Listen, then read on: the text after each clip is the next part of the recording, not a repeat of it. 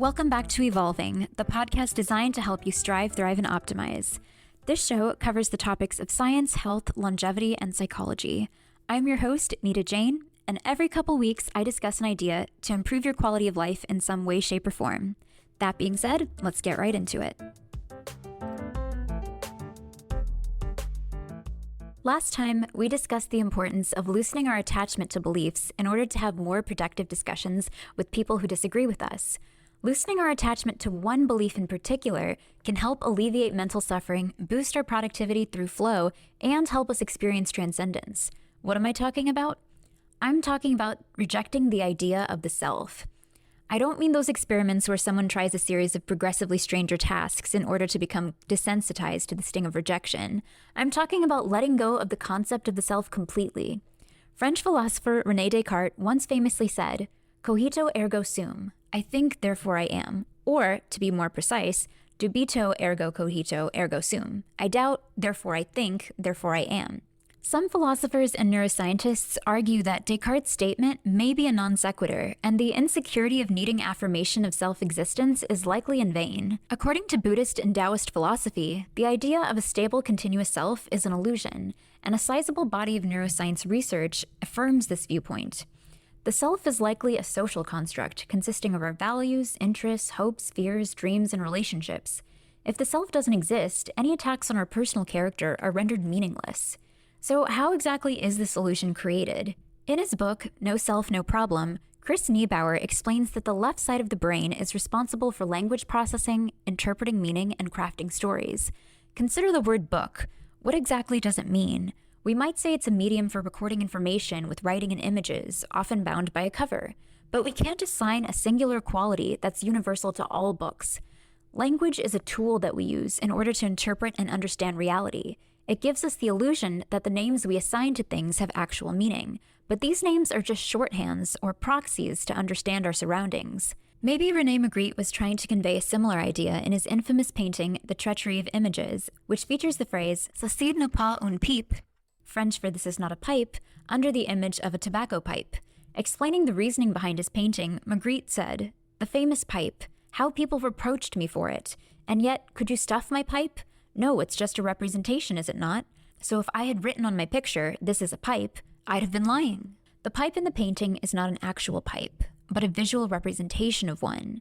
To borrow from Polish-American scholar Alfred Korzybski, the word is not the thing. Niebauer points out that the illusion of the self is similar to that of a mirage in a desert.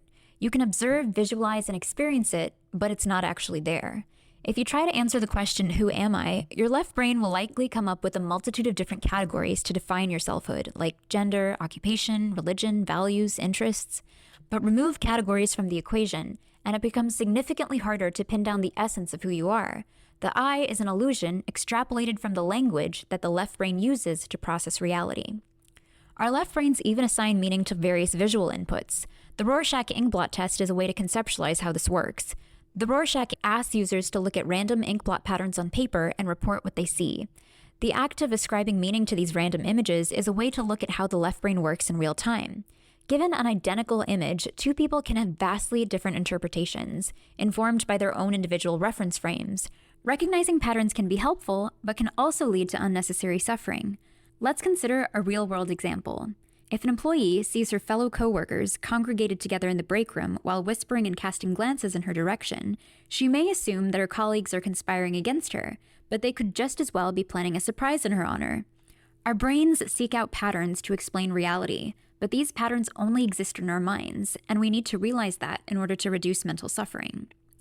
What then is the antidote? How can we quiet our left brains? If the left brain is the language processing center, then the right brain is the spatial center responsible for movement-based activity. Yoga and exercise are both great ways to tap into right brain consciousness. The right brain is also responsible for our sense of intuition, or that gut feeling we get when we have a hunch but can't explain the reason behind it. Practicing compassion and gratitude are two additional ways to engage the right brain. Buddhism defines compassion as the ability to see another person as ourselves. Compassion originates in the RTPJ, which sounds like a Myers-Briggs personality type, but isn't. The RTPJ, or right temporoparietal junction, allows us to consider things from someone else's point of view. Gratitude also activates the right brain. A 2014 study published in Social Cognitive and Affective Neuroscience found that individuals who regularly practice gratitude have more gray matter volume in the right inferior temporal gyrus. So the next time you find yourself stuck in rush hour traffic or the middle of a rainstorm, remember that the perception of your experiences as unfortunate is simply a byproduct of one half of your brain. Rejecting this interpretation and replacing it with gratitude for the time by yourself will help prevent needless stress, anxiety, and mental suffering. In the same way that quieting the left brain can have health benefits, so too can deactivating the default mode network, or DMN, which comprises several regions of the brain. The DMN is involved in activities of wakeful rest, such as daydreaming or planning for the future.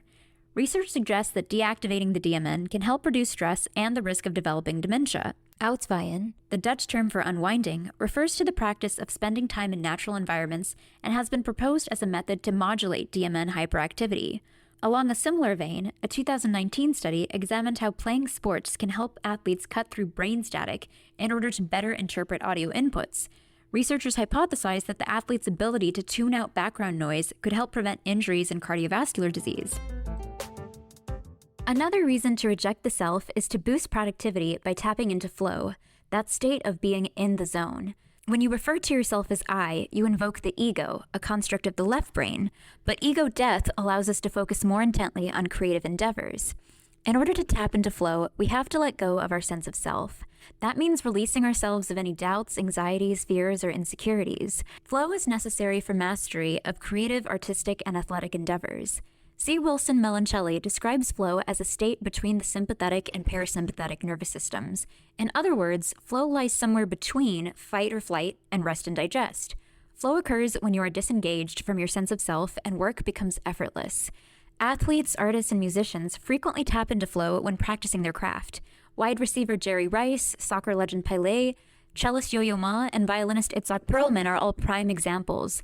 Author and coach Brad Stulberg explains, "Releasing from such a tight attachment to oneself is a hallmark of flow, that highly sought-after state of being fully in the zone. Losing oneself is also the goal of most spiritual disciplines. The more you forget about yourself, the better you'll feel, the better you'll do, and the better you'll be." It's no wonder, then, that self-absorption is strongly correlated with clinical depression, anxiety, and other mental health conditions. And the modern-day ethos, unfortunately, doesn't do much to help. Our current zeitgeist promotes self-absorption through influencer culture and appeals to the importance of building a personal brand. But Stulberg offers a couple ways to escape the perpetual cycle of self-consumption. 1. Pursue mastery in any discipline. In his book, Drive, Daniel Pink explains that autonomy, mastery, and purpose are deeply critical to high performance and life satisfaction. Psychologist Carol Riff discovered that people who exhibited a feeling of continued development ranked higher on measures of life satisfaction and self-esteem than those who did not. 2. Practice kindness. While devoting oneself to mastery is immensely powerful, devoting oneself to others may be mightier still. Sonia Lubomirsky, one of the world's foremost happiness researchers, finds that individuals who regularly engage in volunteering, mentoring, coaching, or writing letters of gratitude report more positive emotions both in the short term and long term. Psychologist Daryl Van Tongeren has corroborated her findings, reporting that altruistic acts gave people a sense of meaning in their lives. Losing ourselves allows us to be fully present and live in the moment, and self-transcendent experiences have been shown to make us happier, kinder, and less stressed. We experience self-transcendence when we offer ourselves in service to others, but also when we stand wrapped in awe. We experience the feeling of being awestruck when we witness the sheer magnitude of formations like the Grand Canyon, phenomena like the Northern Lights, and structures like the Taj Mahal. In his web series Shots of Awe, Jason Silva defines awe as an experience of such perceptual vastness that you have to literally reconfigure your mental models of the universe in order to assimilate it. Arizona State University psychology professor Dr. Michelle Chioda explains, "The experience of awe involves feeling very small and insignificant, yet also connected to something much greater than the self. Experiences of awe have been shown to bolster resilience and increase feelings of compassion, empathy, altruism, and well-being." To recap, rejecting the notion of the self has several benefits. It can make us happier, help us tap into the flow state for improved productivity, and help us experience the benefits of awe. The brain's left hemisphere, responsible for interpreting reality and recognizing patterns, creates the illusion of a stable, continuous self and often distracts us with inaccurate interpretations of reality. To counteract the left brain's chatter, we can engage our right brain through activities such as exercise, yoga, meditation, and gratitude practice. Rejecting the self frees up cognitive load, which allows us to enter the flow state, essential for mastery. Losing ourselves in awe-inspiring experiences enriches our lives for the better. If you enjoyed listening, you can find the full transcripts for this and all other episodes at the Substack URL linked in the show notes. You can also subscribe to the Substack to get notified when any future episodes are released. If you'd like to, you can also review the show on Apple Podcasts or on Spotify. Thanks for tuning in. Until next time.